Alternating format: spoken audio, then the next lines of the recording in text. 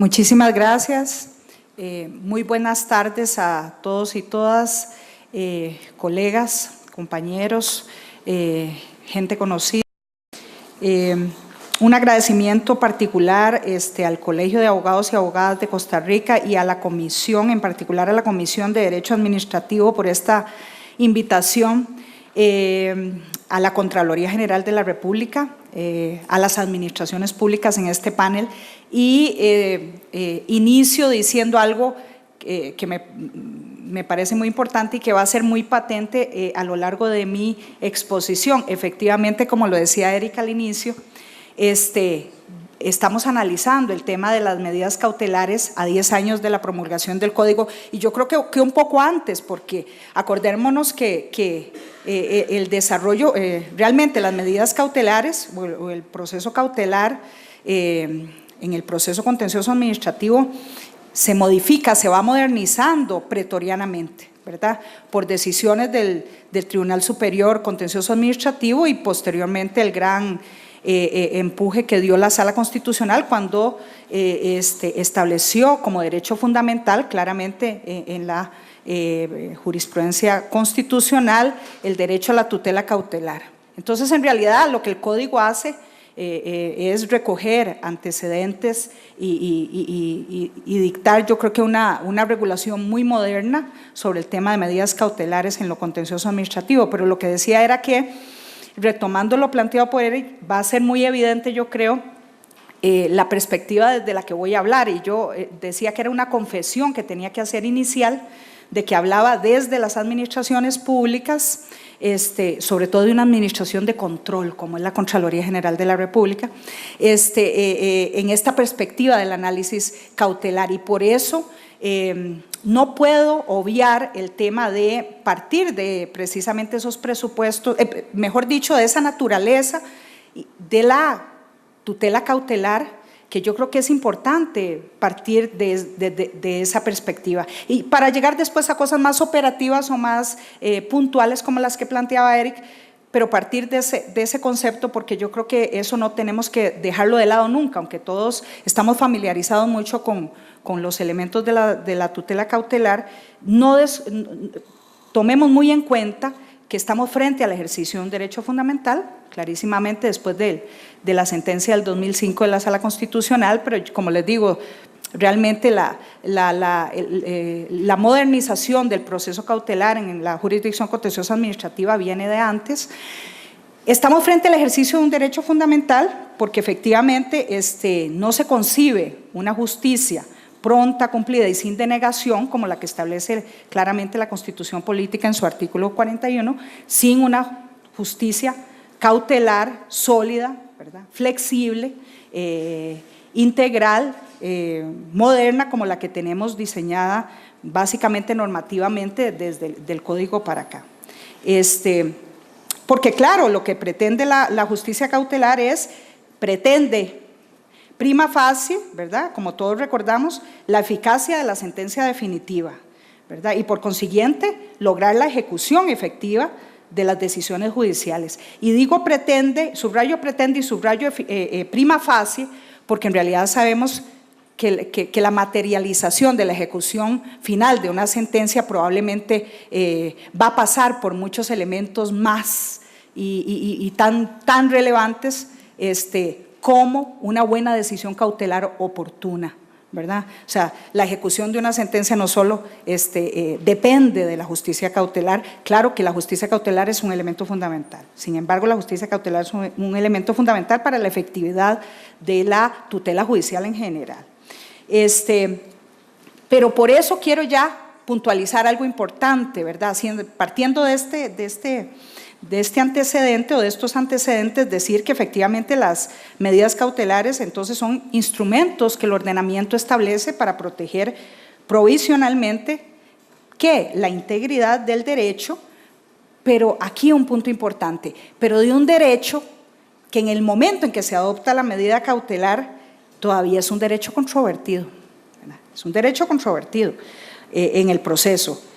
Por eso el legislador y el juzgador. El legislador en el diseño del sistema cautelar, como el que tenemos nosotros, el legislador en el diseño del sistema cautelar y el juez en la aplicación de esas reglas, el legislador también en el diseño del procedimiento del sistema cautelar y de todas las medidas que estén establecidas. Pero también el juez, es muy importante que no pierda de vista esto que estamos mencionando. Por el momento, la oportunidad en que se imponen las medidas cautelares, se le están imponiendo a una parte que todavía no ha resultado vencida en el proceso, ¿verdad? Usualmente la administración pública, en materia de contencioso administrativa, todavía no ha resultado vencida. Y yo creo que esta tensión, doctrinariamente se habla de una tensión, esta tensión en un Estado de Derecho como el nuestro, ¿verdad?, esta tensión entre los mecanismos cautelares necesarios y ejercicio de un derecho fundamental, eso es innegable, para la efectividad de las decisiones judiciales, pero que también afectan o pueden llegar a afectar el debido proceso y otros derechos fundamentales también de las otras partes, deben ser acogidas con muchísima precaución, con muchísima cautela y con muchísimo rigor. Porque precisamente, y esta es la razón por la cual tienen sus requisitos y sus presupuestos necesarios, que tienen un origen muy interesante. Recordemos que precisamente en esa sentencia del 2005 de la Sala Constitucional, ¿verdad?, la sentencia que establece como derecho fundamental la tutela cautelar, ya la Sala hablaba de los famosos límites extrínsecos a este derecho fundamental. Y la Sala lo que decía era, igual que todo derecho fundamental no es absoluto, la tutela cautelar tampoco lo es. Parte de esa tensión, ¿verdad?, de la tensión entre el otorgamiento de la medida cautelar y el hecho de que se está imponiendo una parte no vencida todavía en el proceso, que tiene también ejercicio de derechos fundamentales en el proceso. Entonces la Sala decía, observemos como límites extrínsecos a la tutela cautelar, por ejemplo, el principio de igualdad, ¿verdad?, porque no es posible que aún en esas condiciones una parte tenga que soportar un privilegio injustificado, una distinción objetivamente infundada contra su situación jurídica. Tampoco, también tengamos como parámetros o límites extrínsecos de la tutela cautelar la proporcionalidad y la razonabilidad, ¿verdad?, la idoneidad, la necesidad y la proporcionalidad en sentido estricto. Y tengamos también como parámetros lo fundamental del ejercicio del debido proceso de un efectivo derecho de defensa de todas las partes y del derecho al contradictorio, ¿verdad? Entonces, ¿por qué? Porque esa tensión la vamos a tener, la tensión entre el otorgamiento de la medida y el momento en que se está imponiendo. Y este punto de partida es muy importante y yo lo asocio con el desarrollo que ha existido en estos 10 años desde la emisión del código, porque pienso que igual que toda modificación normativa fundamental, integral, inmensa como la que se dio con la jurisdicción contencioso administrativa en su momento, a mí me encanta reflejar, la modificación normativa como un tema, muy gráficamente lo veo como un tema pendular, ¿verdad?, como el movimiento de un péndulo, ¿verdad? Nosotros pasamos en general en toda la jurisdicción y probablemente a lo largo de estas jornadas, todos estos días, se va a comentar muchísimo, ¿verdad? Pasamos de una jurisdicción contencioso administrativa donde la administración tenía exorbitantes, groseros, casi insolentes de beneficios, ¿verdad?, privilegios sustanciales y formales en el proceso, y pasamos de esa administración en esas condiciones en el proceso que prácticamente inhibía el ejercicio de la tutela judicial, en el caso de los administrados, en el caso de los ciudadanos. En ese movimiento pendular el legislador pasa realmente a un importantísimo refuerzo de la condición de los ciudadanos, ¿verdad?, de los administrados en ese proceso.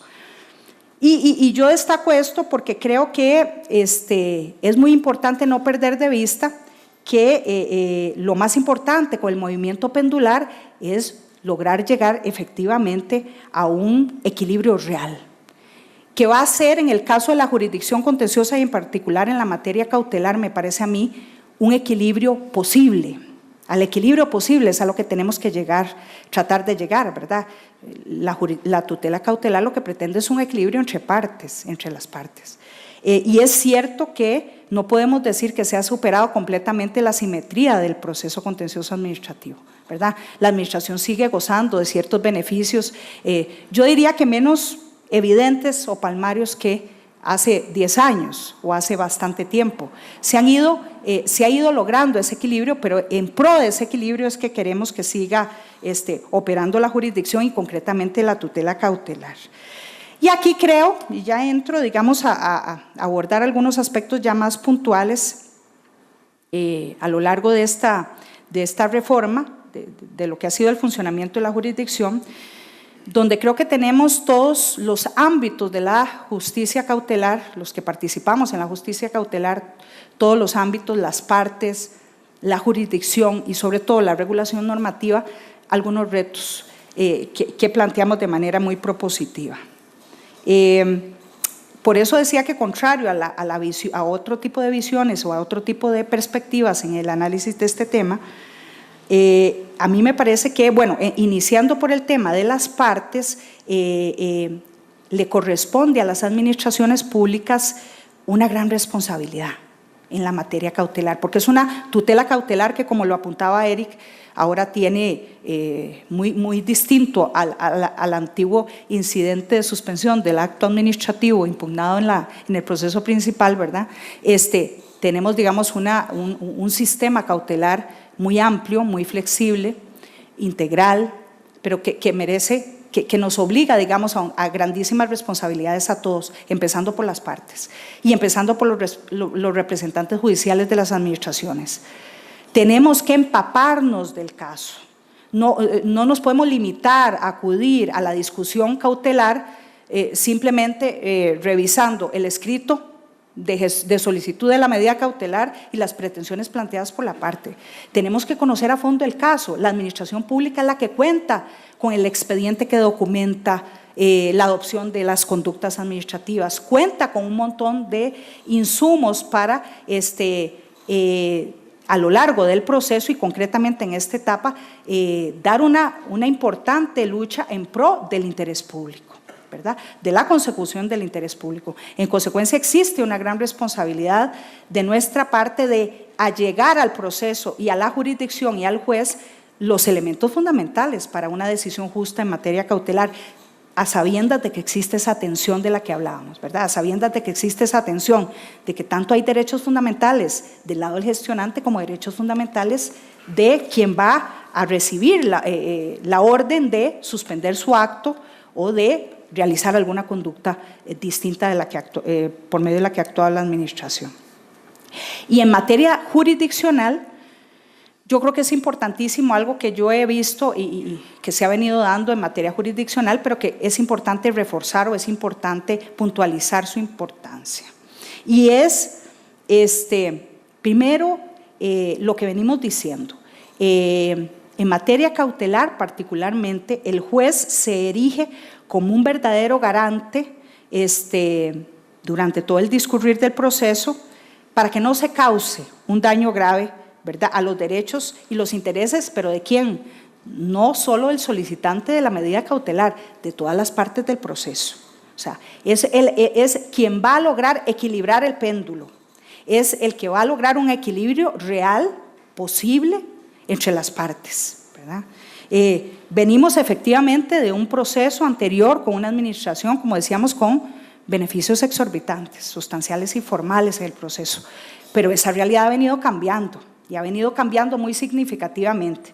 Ya no es escaso las ocasiones en que vemos que en muchos casos los particulares, los actores, los demandantes tienen mejores y mayores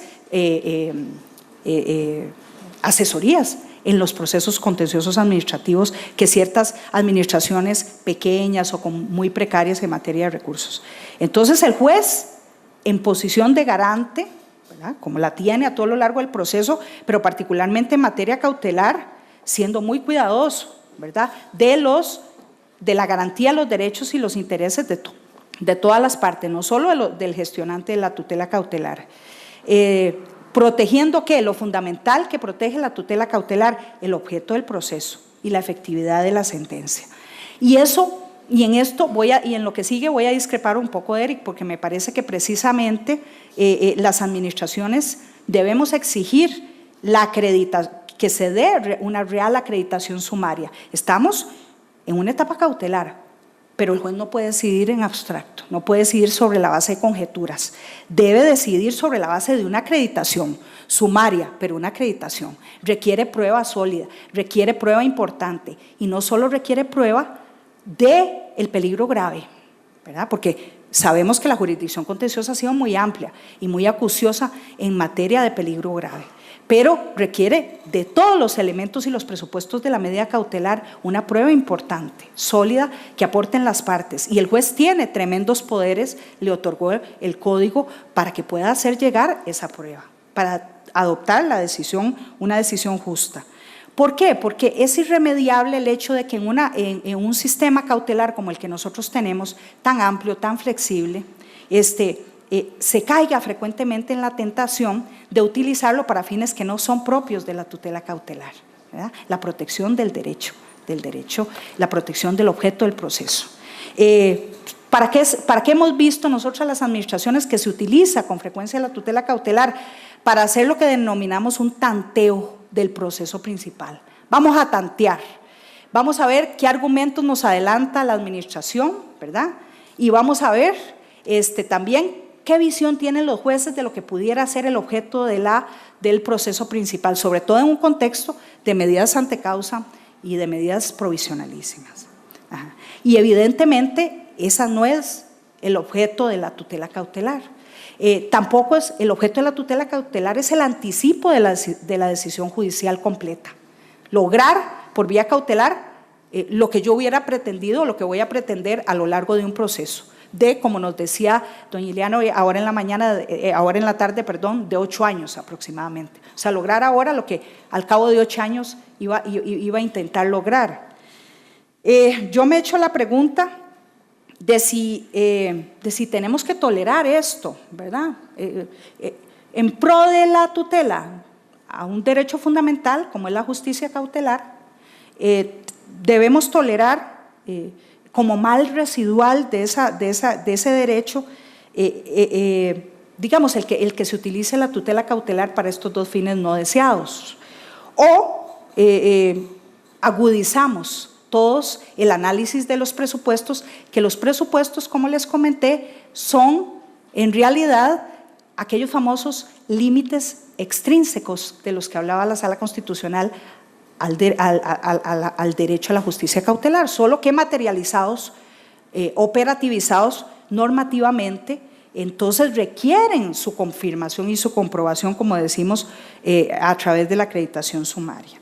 El juez requiere prueba sólida.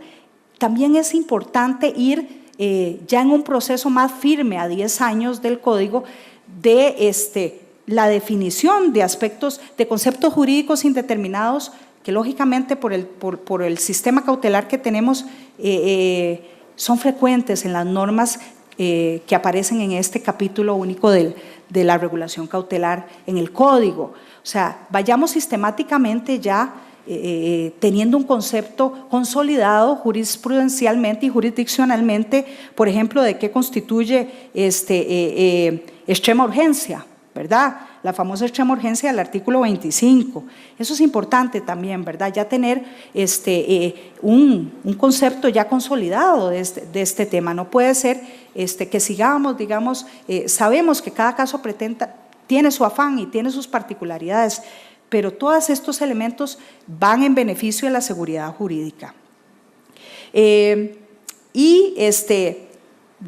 Decir que, como adelantábamos, no se trata solo de acreditar el daño grave. Creo que tanto nosotros, desde la administración pública, los mismos gestionantes de los procesos cautelares y los jueces hemos demeritado el valor que tienen algunos presupuestos del sistema cautelar. El humo de buen derecho y la ponderación de intereses. A pesar de que, ¿por qué lo decimos así? Porque tal vez por el temor de entrar en temas de fondo, yo digo, no tengamos ningún temor de entrar en temas de fondo. Estamos en una etapa de acreditación sumaria, estamos en una etapa de cognición sumaria, pero saquémosle punta a la cognición sumaria, saquémosle punta a la acreditación del humo de buen derecho y hagamos una verdadera ponderación de intereses, porque lo que tenemos de un lado es el interés muy, muy importante y tutelable precisamente por las medidas cautelares de un actor, de un demandante, pero también tenemos del otro lado importantísimo el interés público. Hacienda pública, en términos de la Contraloría General de la República, interés público, ¿verdad? Cuidemos mucho de la no afectación del interés público en este caso.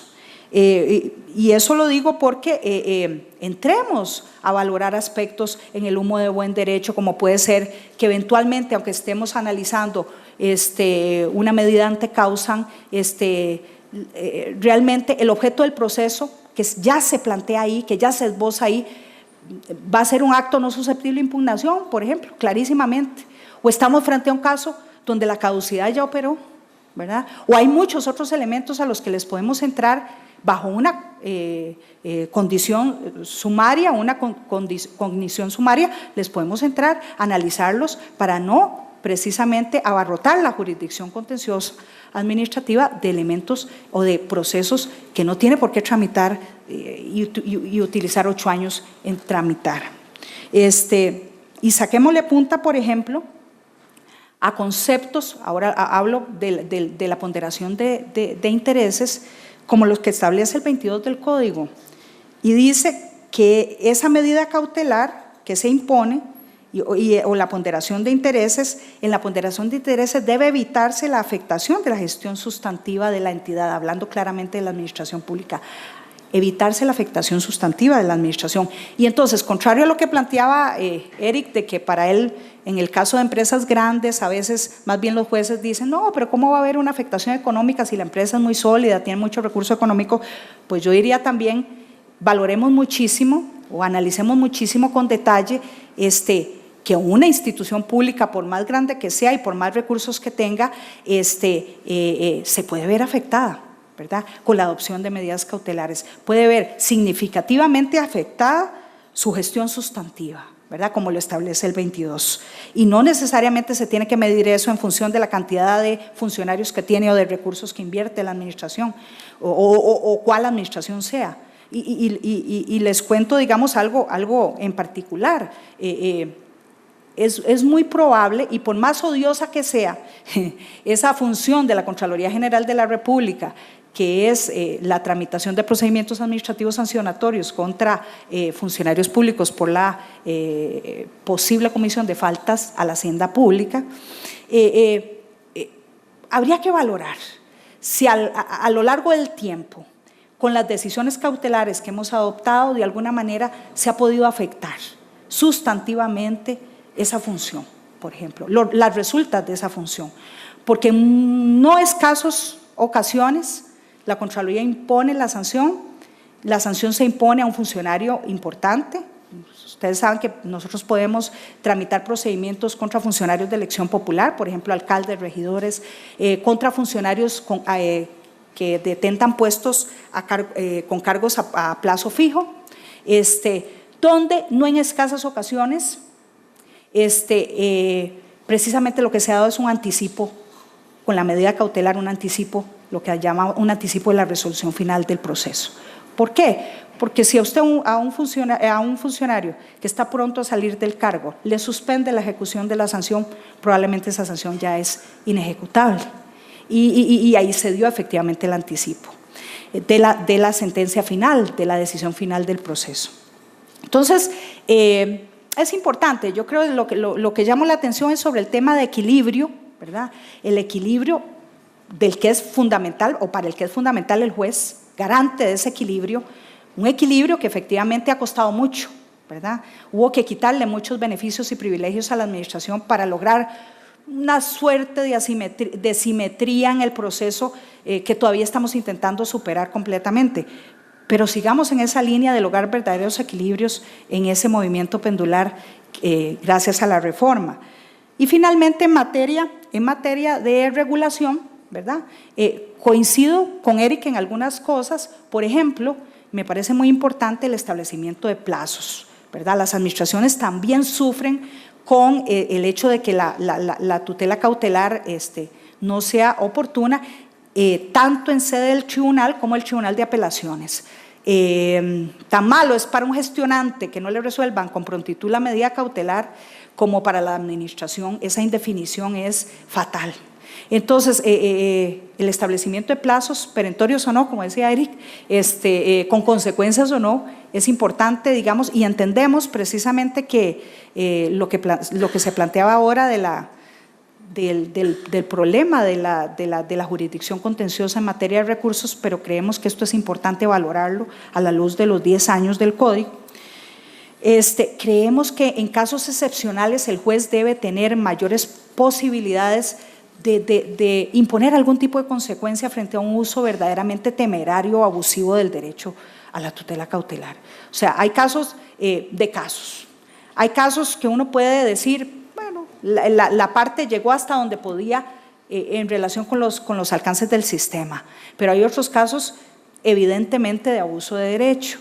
Y entonces, deberíamos diseñar algún tipo de consecuencia que el juez pueda imponer en esas condiciones para verdaderamente lograr equilibrio en el péndulo.